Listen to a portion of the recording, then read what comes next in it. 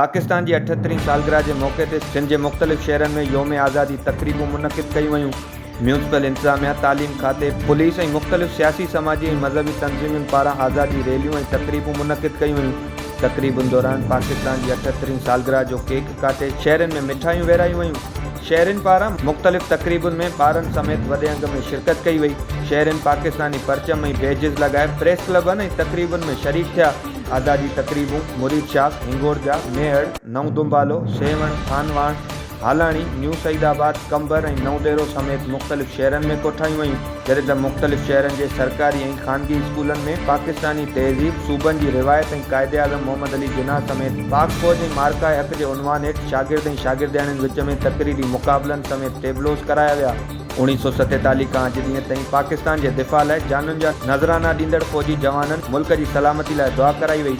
तकरीब दौरान अॻवाननि तकरीबुन से खिताब कंदे चयो त पाक भारत जंग में पाकिस्तानी फतेह बाद पाकिस्तान दुनिया के महफूज़ और मज़बूत मुल्कन में शामिल थी वियो आहे। पाकिस्तान अमन, मोहब्बत और कुदरती वसीलन से नवाज़ियल वतन है। 14 अगस्त तारीख़ के लिहाज से अहमियत रखंदड़ ॾींहुं आहे। कायदे आज़म की जदोजहद बाद पाकिस्तान वजूद में आयो, जंहिंजी मुहाफ़िज़ पाक फ़ौज दुश्मनन के सदाई जवाबी कार्रवाई करे पेर पोइते करण ते मजबूर कयो आहे।